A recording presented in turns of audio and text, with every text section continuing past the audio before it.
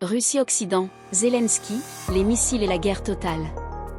La visite, mercredi 11 septembre, à Kiev du secrétaire d'État américain Antony Blinken et du ministre britannique des Affaires étrangères, David Lammy, était très attendue par les autorités ukrainiennes.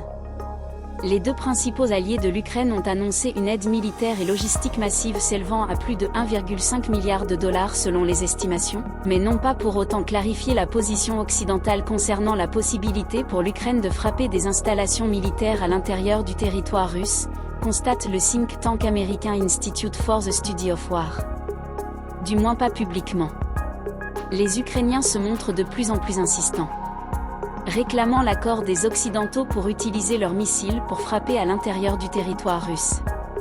La plupart des éditorialistes russes pensent que les Occidentaux sont déjà prêts à frapper les villes russes. Ils comparent cette situation à la veille de l'invasion de l'Union soviétique par l'Allemagne nazie en juin 1941. Certains commentateurs jusqu'au boutistes, faisant écho aux va-t-en-guerres occidentaux, ne souhaitent pas d'un Stalingrad bis et exhortent les autorités russes à opter immédiatement pour des frappes préventives sans en préciser les cibles.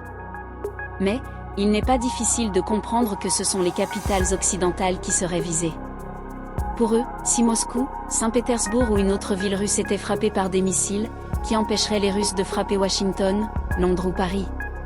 Pour ces journalistes russes, c'est la loi du talion qui doit désormais s'appliquer.